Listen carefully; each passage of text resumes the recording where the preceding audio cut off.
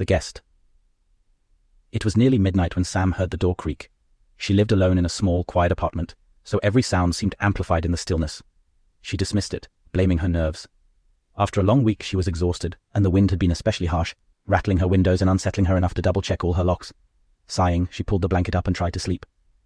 But as she drifted off, a faint sound of breathing echoed through the room. She froze, her heartbeat quickening. The sound was so close she could feel it, slow and steady, like someone standing right beside her. She told herself it was her mind playing tricks, until she felt a light tug on her blanket, almost playful, like a child's pull. She held her breath, eyes wide open, unable to move. Gathering her courage, Sam rolled over. The room was empty, her door locked as she'd left it. She exhaled shakily, chalking it up to exhaustion, a nightmare too vivid to shake off. Yet she couldn't ignore the faint chill hanging in the air. Over the next few days, things began to change around her apartment. Small objects, her keys, her phone, even her favorite mug, kept vanishing only to reappear in odd places. Sometimes she found them stacked in precarious piles or laid out in precise, deliberate patterns on her kitchen floor. She could feel a presence, silent yet undeniable, as if someone were constantly watching, shifting things to be noticed. One night, as Sam washed dishes, she caught a glimpse of something in the kitchen window. It was barely a shadow, a figure standing behind her in the reflection, unrecognizable yet distinct.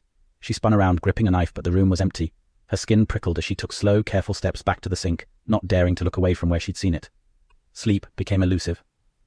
She was haunted by footsteps creaking in the night and the sensation of cold hands brushing her skin, light enough to make her question if she'd imagined it. She tried ignoring it, leaving her lights on, playing loud music, but each attempt to drown out the feeling only made it worse. Every time she felt she was alone, something would go missing, or she'd feel a chill. Eventually she couldn't take it. She invited a friend, Kelly, to stay over. She hoped that maybe a second pair of eyes could confirm it was all in her head. But as the night wore on, the same chill descended over them. Kelly looked more uneasy by the hour, her laughs forced as she tried to make light of Sam's anxieties. Then, around midnight, Sam's phone buzzed on the table. The message was from her own number, sent just moments before. "I see you both." She felt the blood drain from her face. "Kelly, did you just text me?" But Kelly shook her head, equally terrified. They tried to laugh it off as some strange prank, yet neither could shake the feeling of dread closing in around them. That night, Sam dreamt of darkness, a complete, endless void. She was standing in her apartment, but it was entirely black, save for a faint shape looming just out of reach. She knew, with sick certainty, that it had always been there. It didn't speak, but she could feel its anger, its resentment. It wanted her life. It wanted to be her.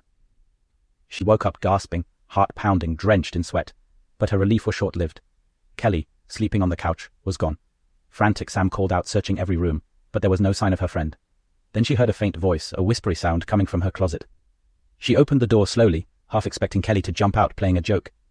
Instead, she found Kelly's phone lying on the floor, screen lit up with a single message. "It's too late." The next few days were a blur. Police came and went, interviewing Sam, combing through her apartment, but Kelly's disappearance remained a mystery. Everyone suspected Sam, though she had no answers herself. Left alone in her empty apartment, Sam felt the presence more strongly than ever. It was no longer hiding in shadows. It was everywhere. She could feel it, just behind her, just out of sight, as if it were waiting to take its place. At night she heard faint laughter, a dry, crackling sound echoing through the stillness, filling the spaces where her friend had once been. Weeks later, when friends called, Sam's voice sounded distant, cold, as though someone else was speaking through her, and those who dared visit noticed how she would stare, unblinking, as though trying to see something just over their shoulder, an endless, hollow gaze that was not her own. It was as if Sam had become a guest in her own life, while something else, someone else, now wore her face.